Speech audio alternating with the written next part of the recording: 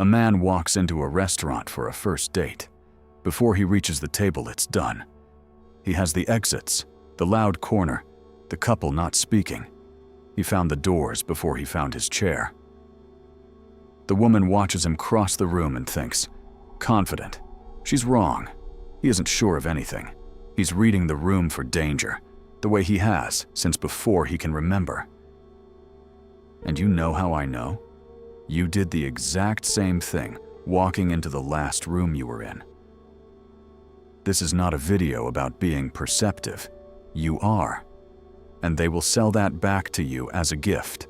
Emotional intelligence. You read people. A sixth sense. I'm here to tell you it isn't a gift, and it was never a choice. It's a watch. A boy started standing it a long time ago, and nobody ever told him the war is over. You're the sharpest man in every room. You're also the least relaxed. Tonight you find out those are the same fact. Here's the story you tell yourself. You're observant. You read people well.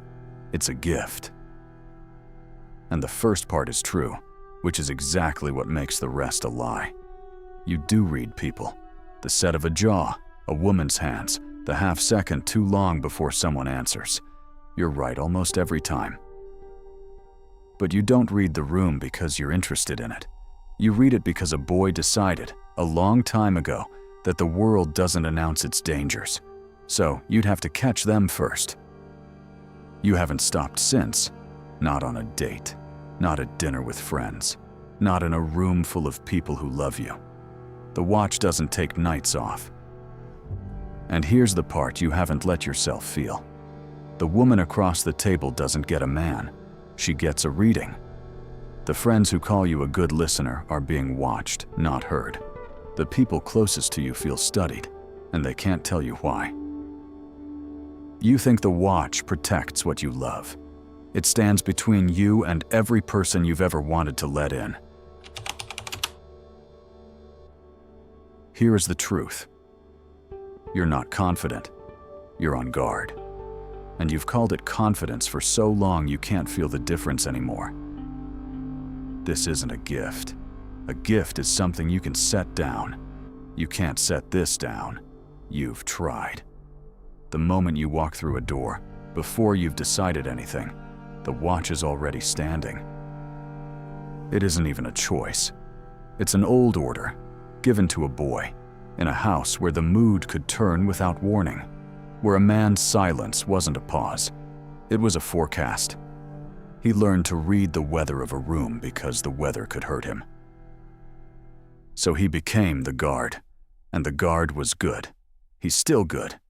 That's the cruelest part. Because the cost was never that the watch fails. The cost is that it works. It works so well you can't turn it off, and the price of never missing a threat is never being inside a single moment of your life. You're the most perceptive man in the room, and the only one who isn't actually in it. Those are the same man. So why can't a grown man call off a watch he no longer needs?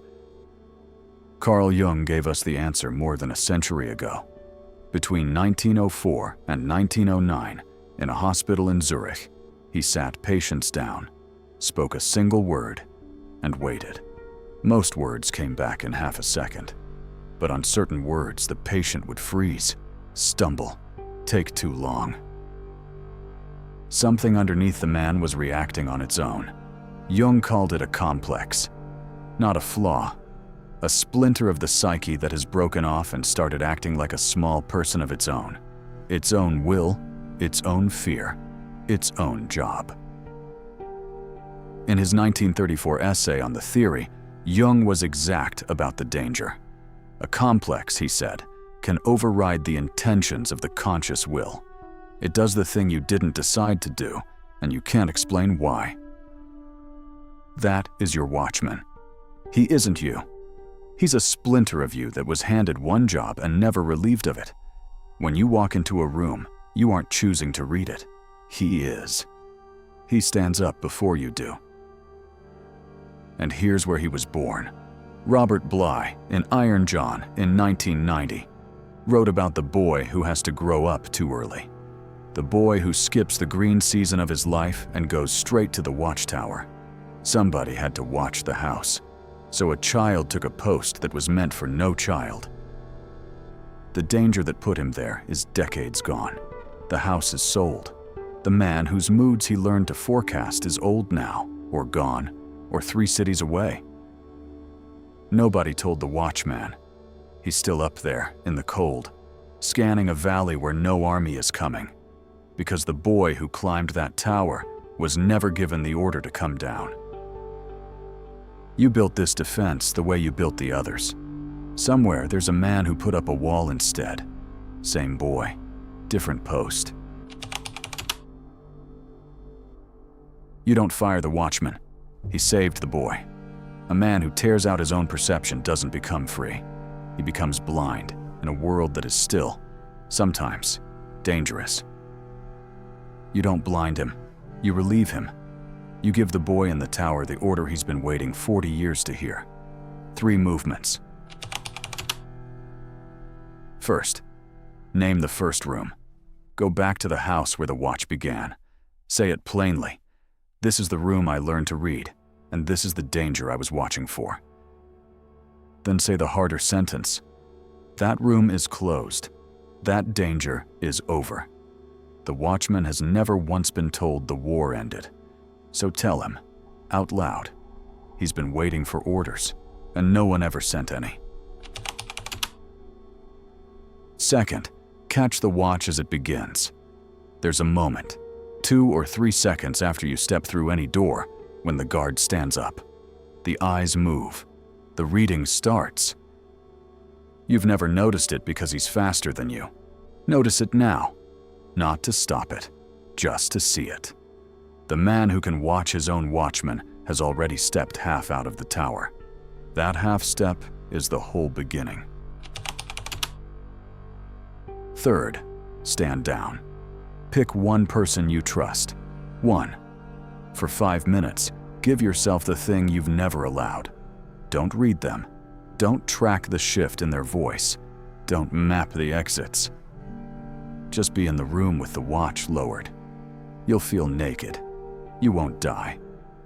And what you feel in those 5 minutes is closer to who you are than anything the watchman has shown you in 20 years. Picture the man who relieved the watch. He isn't naive. He didn't blind himself. The perception is still his, every bit as sharp. He can still read a room in 4 seconds when a room needs reading. The difference is that now he chooses. The watch serves him. It doesn't run him. He can walk into a room and feel it instead of reading it.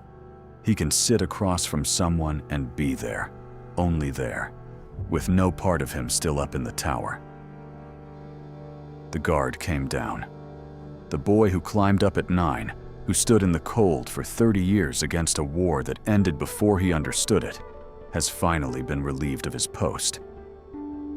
He's not on guard anymore. He's home. So tonight, catch it once. The next door you walk through, find the moment the watch stands up. Just watch him stand. That's the first order.